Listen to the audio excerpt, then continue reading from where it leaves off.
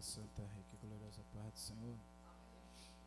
Os irmãos, é motivo de muita alegria, uma vez mais, ter a oportunidade de estar neste santo lugar de oração, para adorarmos e engrandecermos ao nome do Senhor.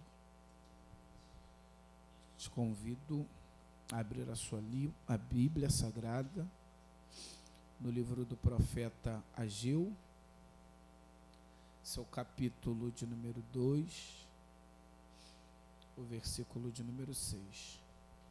Livro do profeta Ageu, capítulo de número 2, o versículo de número 6.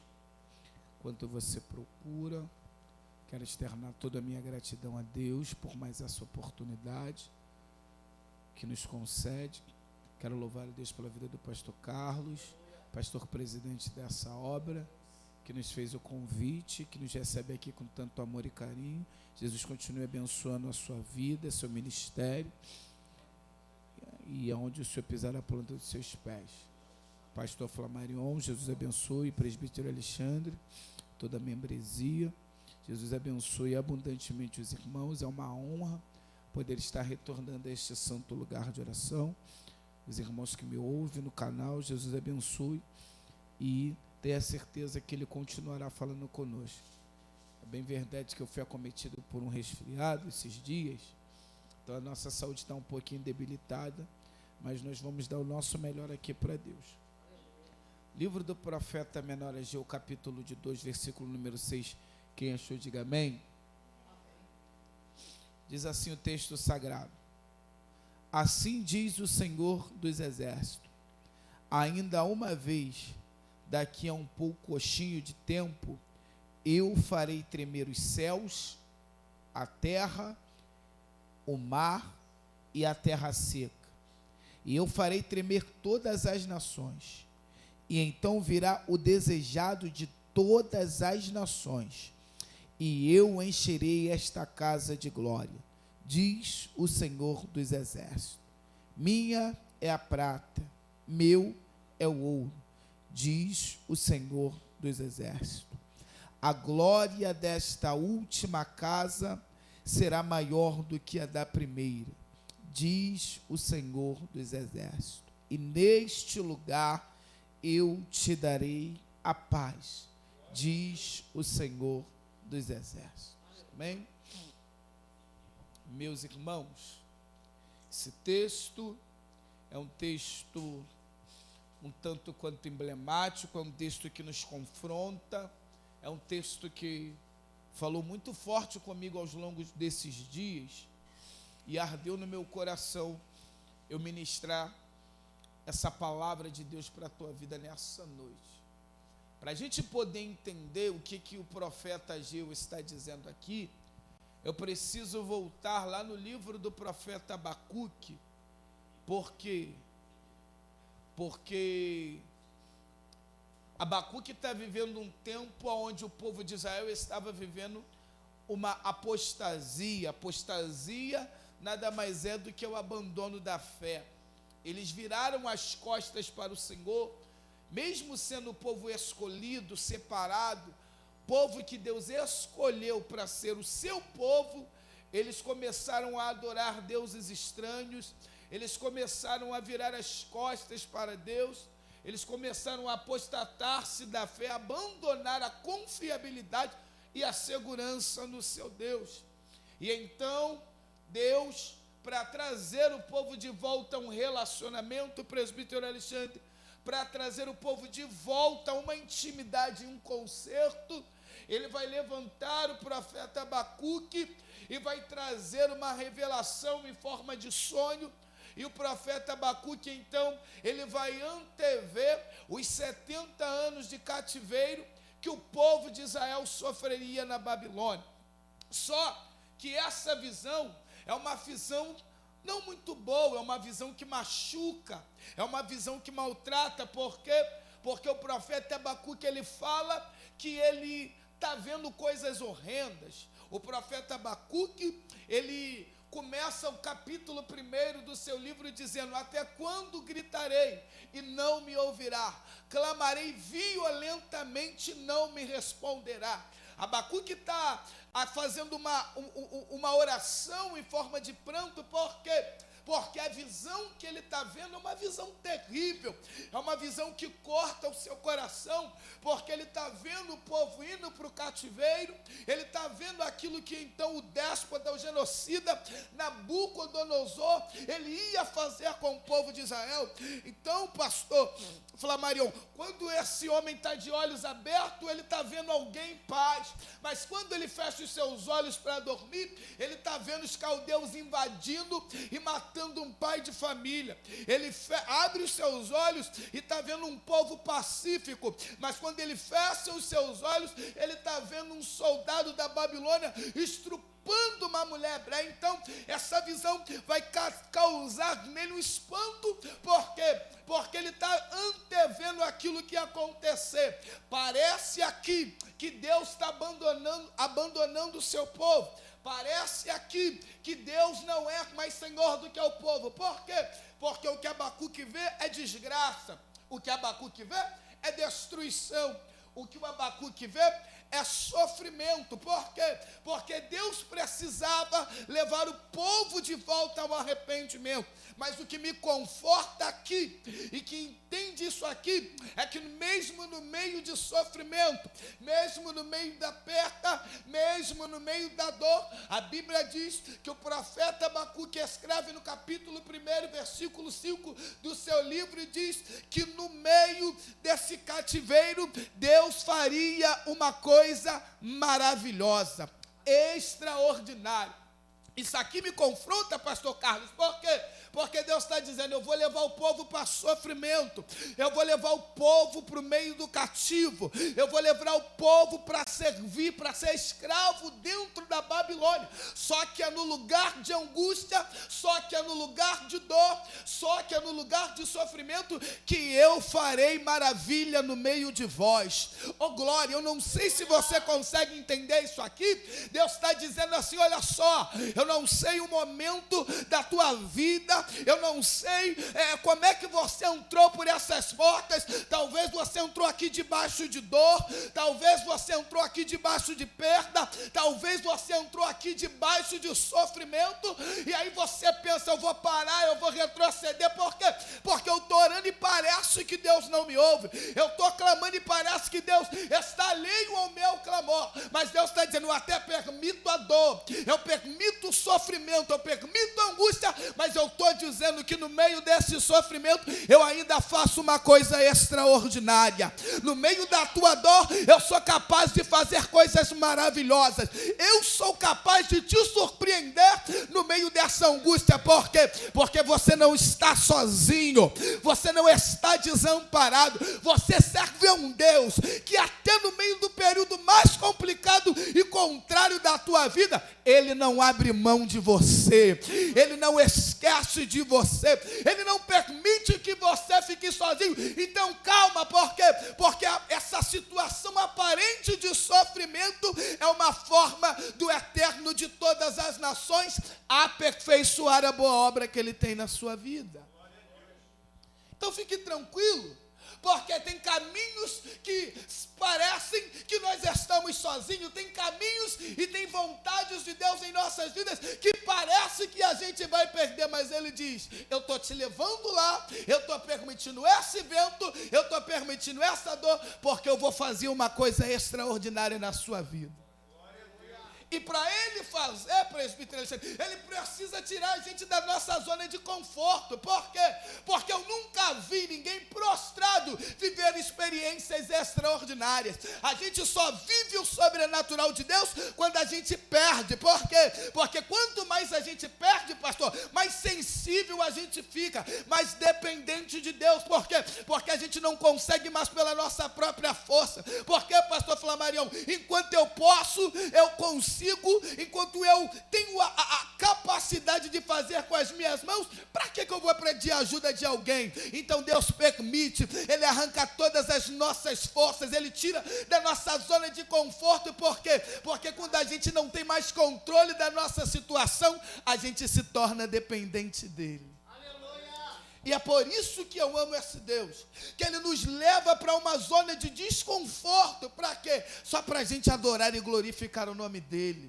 Só para a gente ser dependente dEle. Isso não é porque Ele é um Deus mau, é porque Ele te ama. E Ele não quer me perder, Ele não quer te perder. Só que Ele sabe que se Ele não permitir algumas situações na minha e na tua vida, a gente não vive o centro da vontade dEle. Então, Ele vai pegar um povo que é a menina dos seus olhos e vai levar para 70 anos de cativeiro dentro da Babilônia. Quando esse genocida chamado Nabucodonosor, ele manda invadir Israel, a história vai dizer que ele vai mandar coordenar 3 ataques. Isso aqui me espanta, por quê? Porque no primeiro ataque, ele manda queimar as muralhas de Jerusalém para mostrar: Israel, você não tem força, você está sozinho, você está desamparado. E no segundo ataque, ele vai mandar que estrupassem todas as mulheres hebreias e vão pegar alguma dessas mulheres, pastor Flamarion, que estavam grávidas. Eles abrem as suas barrigas e lançam seu feto contra a parede para dizer: vocês não têm poder, vocês não têm segurança. Eles estão humilhando o povo de Israel.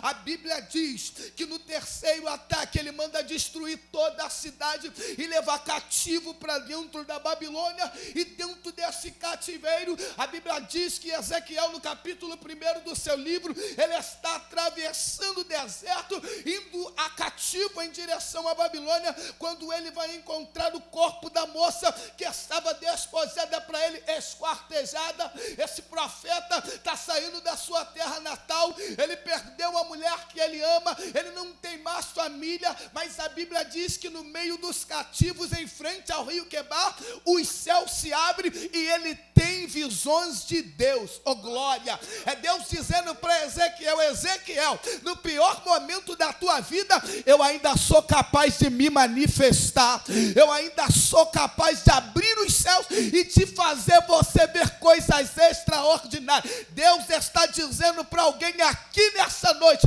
essa dor não é para te matar, não é para te machucar, é para eu me revelar de uma forma extraordinária para você, porque aquilo que eu tenho na tua vida é muito grande, é muito precioso. Só que se eu não lhe tirar da tua zona de conforto, você não vai conseguir viver o que Ele tem para a tua vida. Eu creio, Deus, glória a Deus. Gente, isso aqui está machucando e confrontando meu coração o dia todo. Eu tentei fugir dessa palavra, pastor Carlos, mas ele estava dizendo: a glória desta última casa será muito maior do que a da primeira.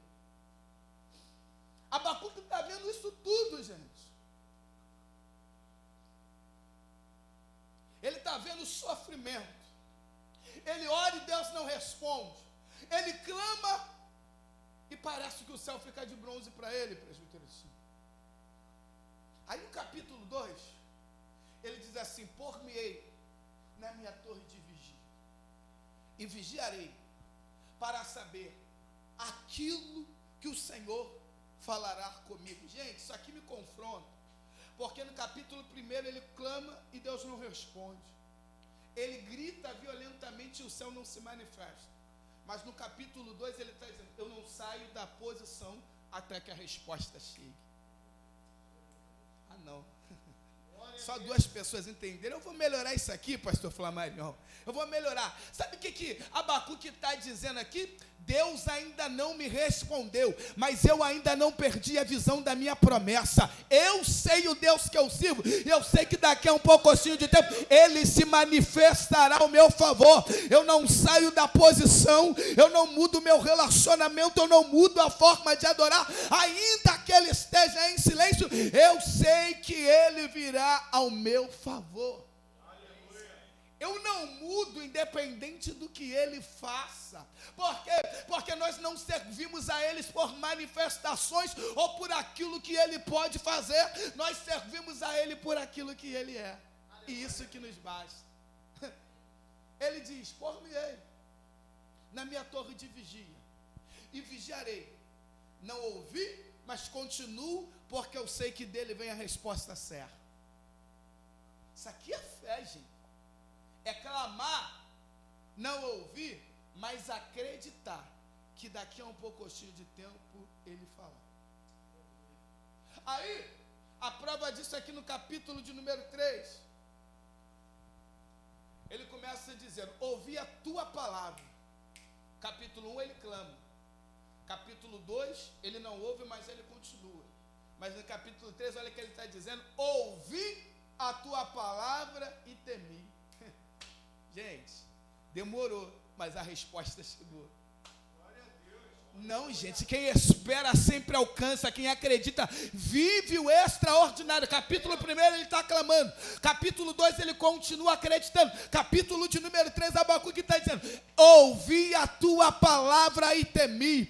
Aviva, ó Senhor, a tua obra no meio dos anos, e no meio dos anos a torna conhecida. Ele está dizendo: demorou, mas a resposta veio, demorou, mas a promessa aconteceu, demorou, mas ele continua fiel na minha vida. Aleluia. É isso que você precisa entender. Ele não age na conformidade do nosso querer, e muito menos do nosso tempo. Ele age na hora certa, ele age na hora que tem que agir. Então acalma o teu coração, por quê? Porque aquilo que ele te prometeu ainda está de pé. Eu vou repetir isso aqui para ver se você entende. Deus está dizendo que ainda que você esteja vivenciando tempos difíceis, ainda que você esteja vivenciando tempos complicados, a promessa dele sobre a tua vida ainda está de pé. Ele não mudou, ele é o mesmo ontem, hoje e ele será eternamente. Ele está contigo até no meio da dor, ele está contigo no meio da perda, ele está contigo no meio desse sofrimento. Então acalma o teu coração, porque você não serve a um Deus de Baal, você não serve a um Deus que não tem boca e que não fala, não. Ele é fiel para te sustentar firme até o final dessa jornada.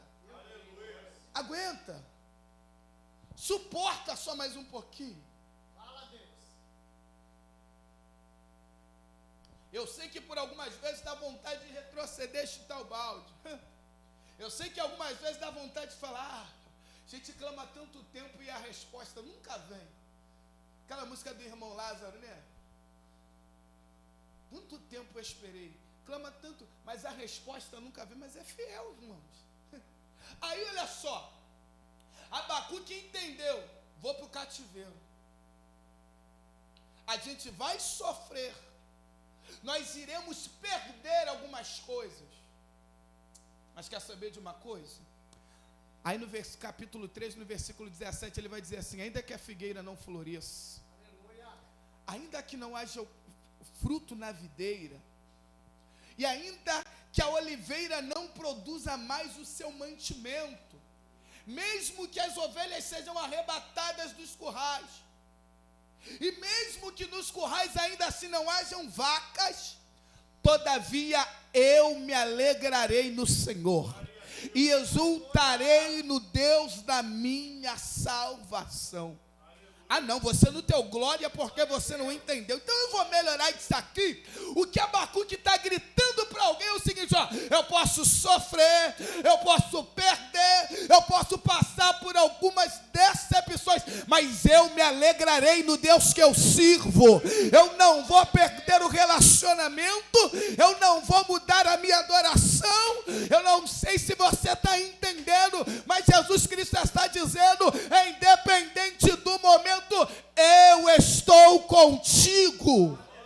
Alegra o teu coração nessa noite. Por quê? Porque você perdeu algumas coisas, mas você ainda está de pé. Você está passando por situações de crise, mas você tem um Deus que peleja por você, e Ele está dizendo: você não está sozinho. Você não está sozinho não, bobinho. Você não está sozinha não, moça. Ele está contigo, e isso te basta. Pode ninguém te entender, pode ninguém te compreender, mas Ele está contigo.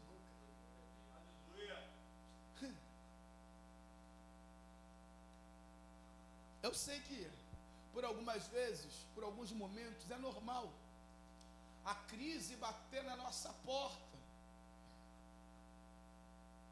É interessante que Jesus, ele escolhe 12 discípulos, 12 homens. Só que o que me assusta aqui, pastor Flamarion, que eles andam com Jesus, presbítero Alexandre. A Bíblia diz que uma certa feita, ele vai curar um leproso. E depois de curar esse leproso, vai vir um monte de endemoniado e ele vai expulsar os demônios. Aí a Bíblia diz que o centurião de Cafarnaum vai aparecer e vai dizer, ó, meu criado jaz em casa enfermo. E ele diz, tudo bem, vamos lá. Só que o criado, o centurião, ele diz assim, rapaz, eu conheço a minha história. E eu sei o que como é que está a minha casa. Eu não sou digno que você entre lá dentro. Mas basta uma palavra, que meu criado será curado. Jesus disse, eu nunca achei tanta fé, nem na Judeia, nem em Jerusalém. Vá em paz. Aí, pastor Carlos, ele vai chegar até a casa de Pedro e vai perceber que a sogra de Pedro está febril. Ele estende a mão e cura ela. A Bíblia diz que a multidão chega e ele cura muitos enfermos. Só que ele precisava atravessar. Por quê? Porque em Gadara tinha um jovem possesso de demônios e ele precisava libertar. Então o que Jesus faz? Ele diz para os seus discípulos, vamos atravessar. Ele vai entrar num barco e ele está cansado da trajetória que ele estava fazendo. Saiu por algumas cidades e a Bíblia diz que o sono vai vir sobre ele. Só que no meio do caminho, o barco vai ser assolado por uma tempestade. Essa tempestade maltrata o barco. E os discípulos ficam desesperados. E o que eles fazem? Eles vão acordar Jesus. Senhor, não te importa que pereçamos? Jesus desperta do sono, olha para eles e questiona. Por que temeis? Homens de pequena fé. Pastor falou, mas não, isso aqui é muito estranho. Porque Jesus está falando dos seus discípulos. E o problema desses discípulos é que eles andavam com Jesus, mas eles não tinham relacionamento com ele. E eu provo isso aqui na Bíblia porque eles viram Jesus curar, eles viram Jesus libertar, eles viram Deus ressuscitar, mas agora eles estão com medo de uma tempestade. Só que eles esqueceram de uma coisa, Jesus estava dentro do barco. Eu vou melhorar isso aqui porque só o pastor Carlinho entendeu. É Jesus dizendo, independente da situação, eu continuo dentro desse barco. E se eu estou no barco da tua vida, ele não naufraga. Se eu estou no barco da tua vida, não é tempestade que venha, que é capaz de fazer você parar. Você tem o destino, qual é esse? Jesus disse, vamos atravessar para o outro lado. Ele está dizendo, eu te sustento de pé até o final dessa trajetória. Temendo porque teme. Ele disse que nesse mundo nós teríamos tribulações, mas tem de bom ânimo, porque ele venceu. E se ele venceu, você também é capaz de vencer. Eu sei que o mundo olha para mim, para você, e diz, ali vai um derrotado, ali vai um projeto falido. Mas quando Deus me escolheu, ele te escolheu, ele viu nas nossas cabeças a palavra campeão, vencedor, vencedora. Ninguém entende, ninguém sabe, mas você vai alcançar a promessa que ele tem para a tua vida. O tempo, eu sei que você está dizendo, pregador, tu está falando isso, mas você não sabe o que eu estou passando. Você não sabe como é que está a minha vida. Eu sei que a promessa que talvez, a promessa que ele tem com a sua vida, o momento de hoje não corrobora. Por quê? Porque parece que a palavra de Deus, ela é loucura mesmo. Por isso que a Bíblia diz, a palavra de Deus é loucura. Para aqueles que não entendem, para aqueles que... Por quê? Porque como a gente, alguém como nós, pequenos, limitados, iremos tomar posse da promessa? A gente não tem real possibilidade. A gente não tem força, a gente não tem estrutura. A gente é pequeno. Mas eu me lembro de uma palavra que ele disse para o apóstolo Paulo. a minha graça te basta. Aleluia. Porque o meu poder se aperfeiçoa na tua fraqueza. Porque quando então estás fraco, aí então que você é forte. O que Jesus está dizendo para mim, para você, que o tempo presente ele não pode mudar a promessa que ele tem para a sua vida. Independente de circunstância, independente de adversidade, independente de intempéries que aconteçam, a promessa dele ainda está de pé. O povo vai ficar cativo 70 anos dentro da Babilônia. Se conhece? Vai vir o tempo de Nabucodonosor. Ele separa 4 jovens, Daniel, Azarias, Misael e Ananias. Ele manda Aspenaz, seu mordomo, dar das iguarias do rei. Só que a Bíblia diz, Daniel capítulo 1, versículo 8, que Daniel olhou e disse assim: e eu assentei no meu coração a não me contaminar com o manjar do rei. Aleluia. Daniel está dizendo, eu posso até estar na Babilônia, mas a Babilônia não está dentro de mim.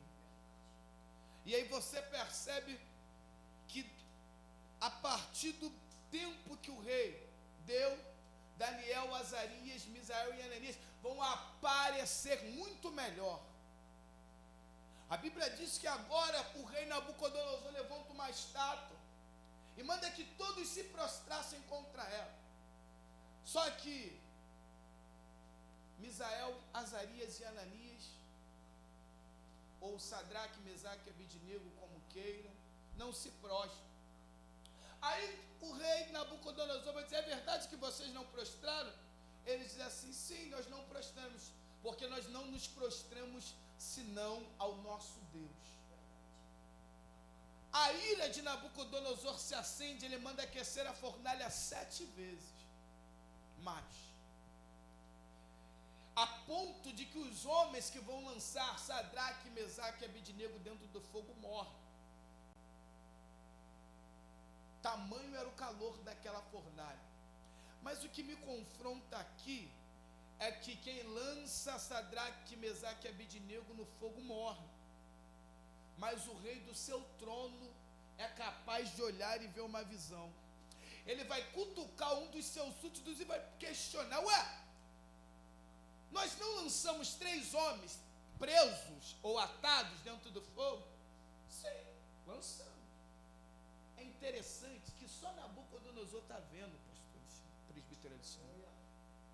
O pastor falou, Marião, ele está dizendo, a gente não lançou, porque ele está vendo, não sei, lançamos 3 homens. Mas como é que eu estou vendo 4 homens caminhando no meio do fogo? E o aspecto do quarto é semelhante ao Filho dos deuses. Sadraque, Mesaque e Abidnego, servos do Deus vivo, saídes para fora. Ei, a Bíblia diz que se passares pelo fogo, ele não te causará dano algum.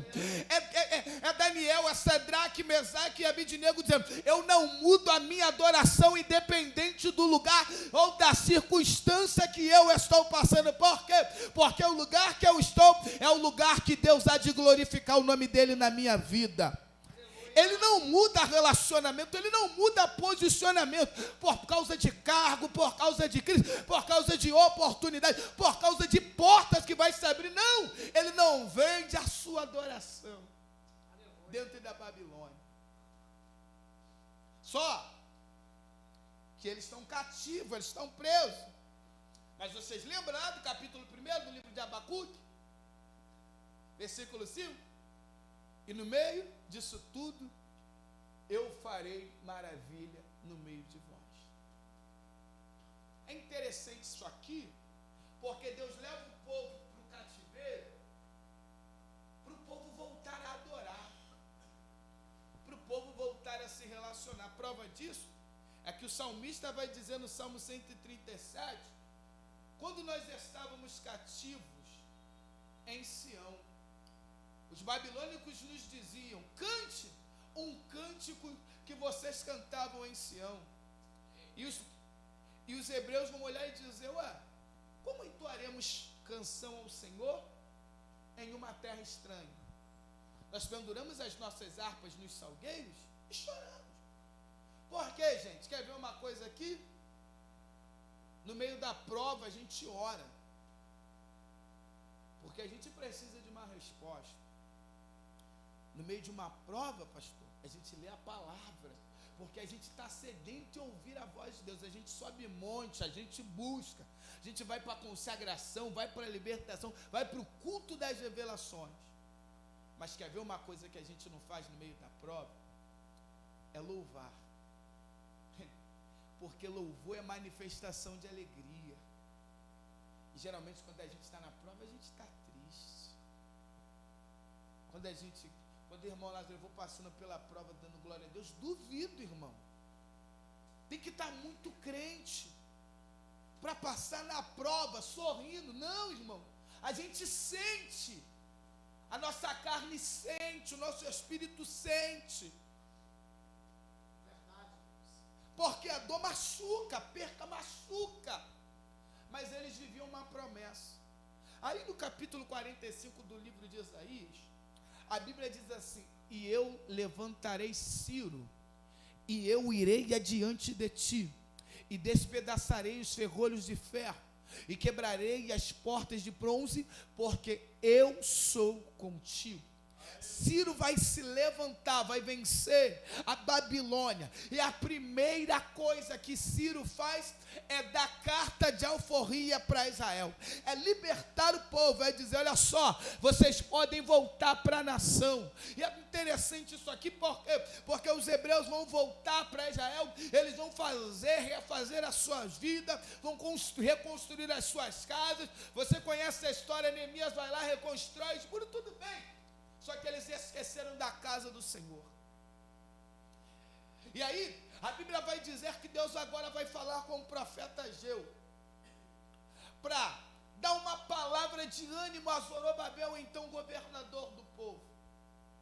Ele vai dizer assim: ó, Zorobabel, eu sou contigo. Já é tempo de vocês reconstruir a minha casa. Vocês já refizeram as vossas vidas, mas agora é a hora de vocês voltar a se relacionar comigo. Eu preciso ter um relacionamento convosco.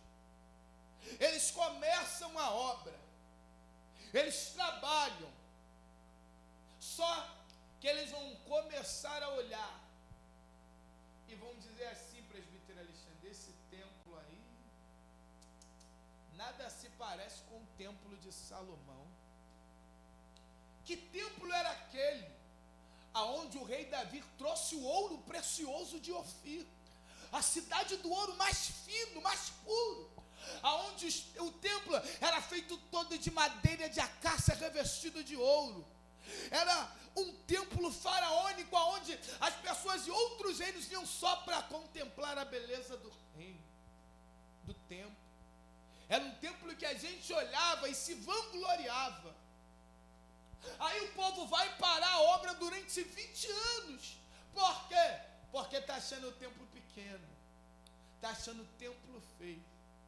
Aí a Bíblia diz que a palavra de Deus vai vir à boca do profeta Ageu. Aleluia! E Deus vai olhar e vai dizer assim: olha só, quem de vós que viveu e viu o primeiro templo e está dizendo que esse templo não é nada comparado aos olhos de vocês?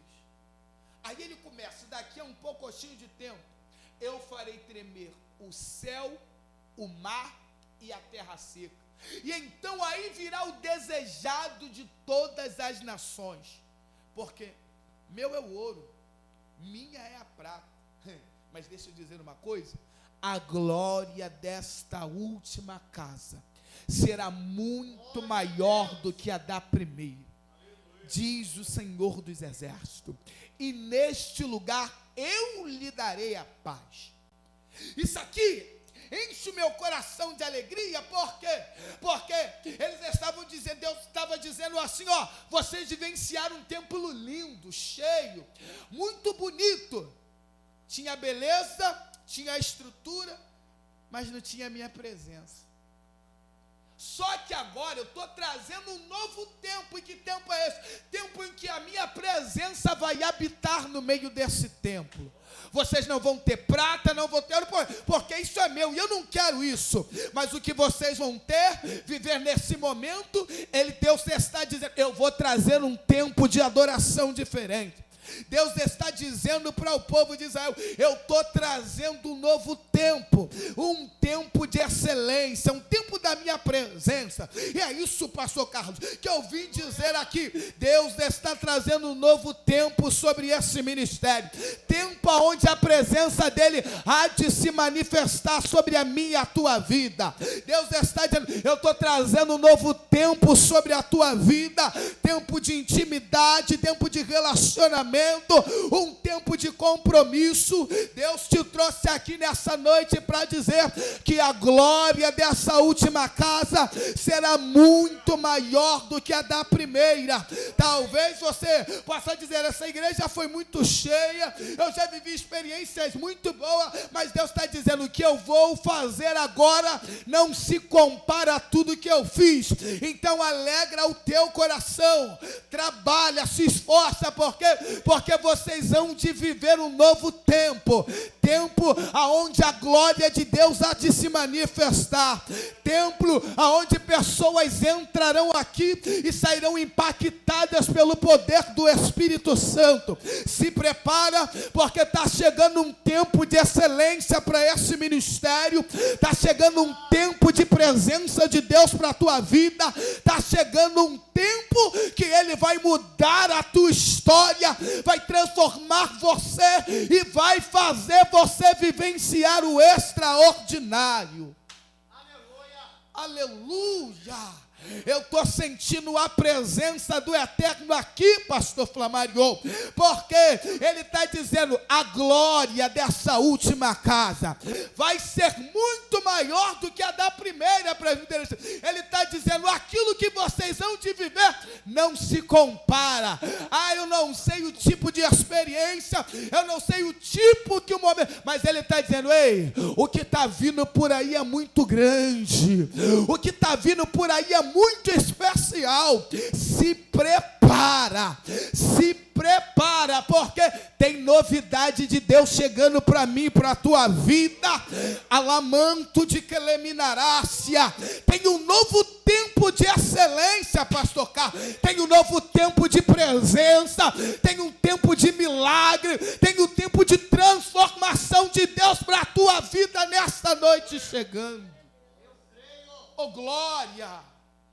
E o mais interessante, aqui eu já encerro, é que Ele está dizendo, e neste lugar eu lhe darei a paz. É pequeno, mas vai ter paz. Não é cheio, mas vai ter paz. Ai, se você pudesse entender aqui, Ele diz, eu não dou a minha paz como o mundo de paz, eu te dou uma paz que excede todo entendimento, que aí você não tem nada, às vezes está passando necessidade dentro de, mas está com o coração em paz, porque tu sabe que Ele é a tua provisão, porque você entendeu que Ele é o teu socorro bem presente, porque você entendeu que Ele não sai do teu lado, está chorando, mas Ele está contigo, está passando por decepções, mas Ele é o teu socorro bem presente na hora da angústia. Aleluia. Acalma teu coração, porque tem um tempo de excelência chegando para a tua vida. Tem um tempo de transformação chegando para dentro da tua casa, porque enquanto nós estamos aqui adorando, Ele está dando livramento a alguém por causa da nossa adoração. Ele está guardando a tua casa, Ele está guardando os teus familiares. O lamanto de Queleminaraia, enquanto você está aqui adorando, Deus está enviando anjos para guardar os nossos familiares, porque enquanto você busca Ele está cuidando de tudo. Ele cuida dos teus sonhos, Ele cuida da tua necessidade, Ele sabe tudo que você precisa, mas Ele está dizendo que a glória dessa última casa, a glória dessa última casa é tempo de esperança, é tempo de transformação, é tempo de você experimentar uma presença que você nunca antes tinha experimentado, de um relacionamento mais íntimo, mais sincero. Por quê? Porque a gente fica se perguntando, não, antigamente eu era melhor, antigamente eu buscava mais, antigamente eu adorava mais, só que ele está dizendo, ei, o que eu vou fazer não se compara a nada do que você viveu. O que eu vou trazer para a tua vida, o avivamento, laraio de calaciando, a presença que há de cima não se compara. Lembra? Quando Jesus diz assim para os seus discípulos, quem diz os filhos dos homens que eu sou? Uns dizem que tu és Elias, outros dizem que tu és João Batista, ou até algum outro dos profetas. Tudo bem, quem está lá fora está dizendo que eu sou isso, mas e vocês que andam comigo? Quem eu sou para vocês? E o interessante aqui é que os discípulos não têm resposta. Andam com ele, mas o pastor Flamarião nem sabe quem ele é de verdade. E o problema, irmãos, da nossa geração é isso. Tem muita gente que entra na igreja, mas não sabe que Jesus é de verdade. Só que tinha alguém lá, rebelde, chamado Pedro. Ele olha e diz assim, tu és o Cristo, o Filho do Deus vivo. Aí Jesus olha e diz a ele, bem-aventurado és tu, Simão, porque não foi carne nem sangue que tu revelou, mas o meu Pai que estás no céu. Aí ele faz uma aliança, ele faz uma promessa, ele diz, mas eu também te digo que tu és Pedro, e sobre esta rocha eu edificarei a minha igreja, e as portas do inferno não prevalecerão contra ela. Pedrão, deixa eu te dizer uma coisa, eu vou te dar a chave do reino dos céus. Tudo que for ligado na terra será ligado no céu. E aqui a gente percebe, tem um segredo, presbítero Alexandre. Deus diz, o que for ligado na terra será ligado no céu. O céu não age, o céu reage às nossas ações e atitudes. Se você clama aqui, o céu responde. Se você busca, não adianta você ficar parado, prostrado, dizendo, Deus faz. Ele está dizendo, eu preciso de uma ação tua. Eu preciso que você abra a boca, eu preciso que você se esforce. Eu vou melhorar isso aqui, pastor, e eu já encerro.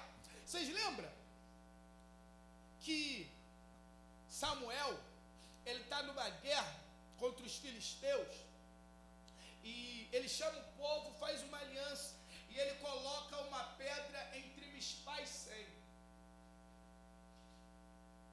E eu olho para isso aqui, eu falo, por que ele não botou a pedra em Mispa, por que ele não botou a pedra em Sem? Ele botou no meio, porque Mispa significa possibilidade, e Sem significa impossibilidade. Era Deus dizendo, no campo da impossibilidade eu ajo, mas no campo da possibilidade quem vai agir é você.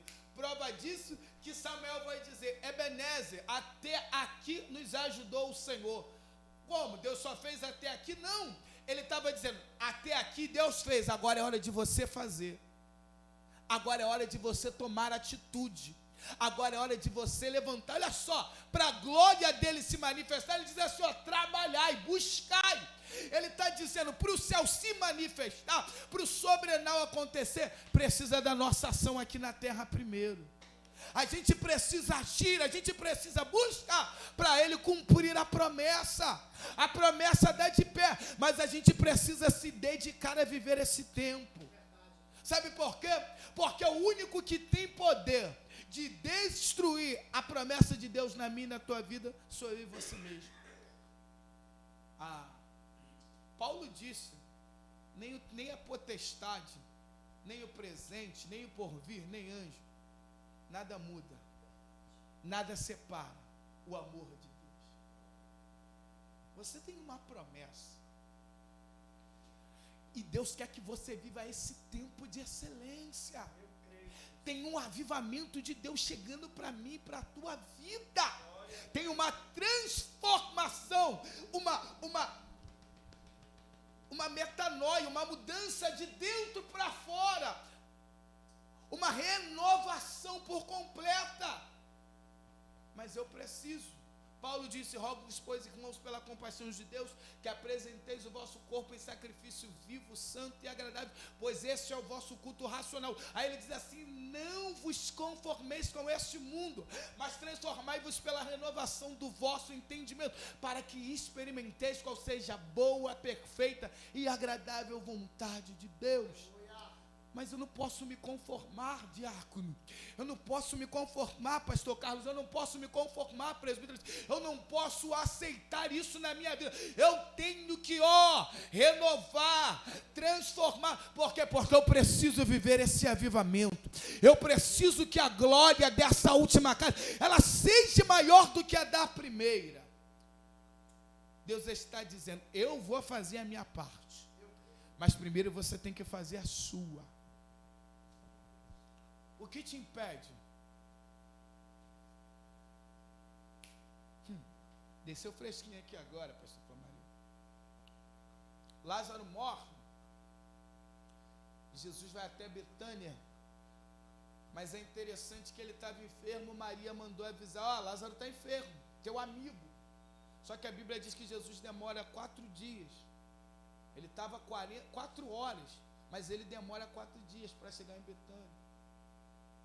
Lázaro estava enfermo, só que a demora de Jesus fez com que Lázaro morresse.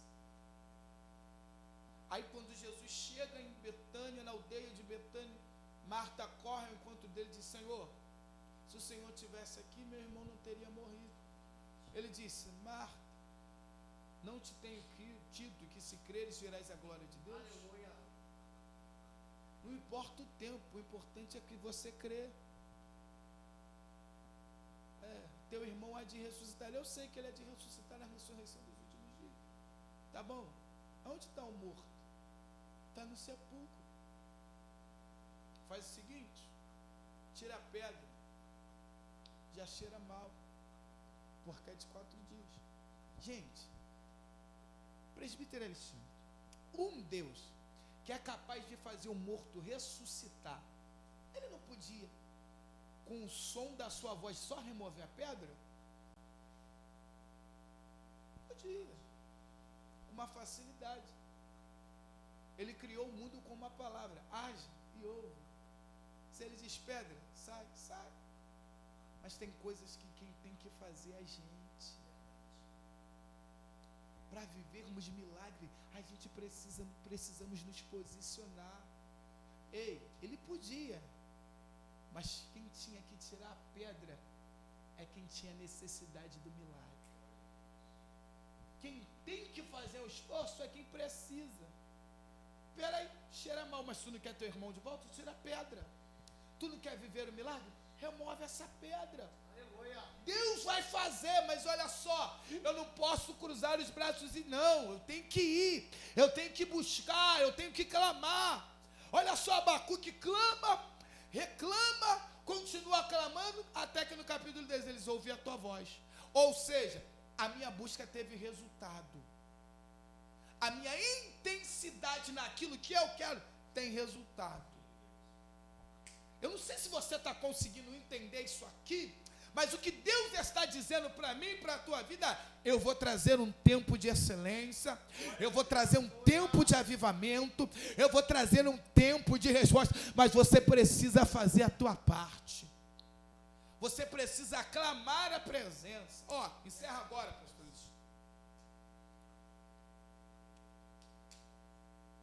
Levítico capítulo 6, versículo 13. Deus fala para Moisés: Moisés, diz a Arão que o fogo arderá continuamente sobre o altar e não se apagará. Deus dá uma ordem: o fogo tem que arder. Só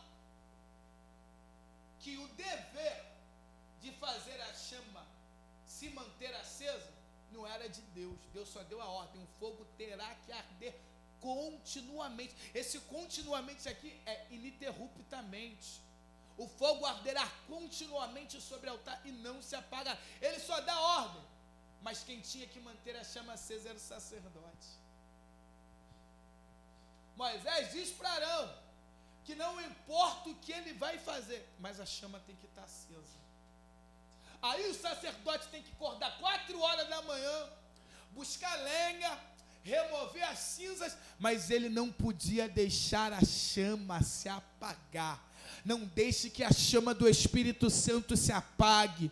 Clame a Ele, busque a Ele, porque Ele está dizendo que a glória desta última casa será muito maior do que a da primeira. Se prepare para viver um tempo de excelência, mas não deixe essa chama se apagar. Se tiver que clamar, clame. Se tiver que gritar, grite, mas não perca a essência de Deus, porque Ele está contigo e Ele está dizendo, e neste lugar eu lhe trarei a paz, amém?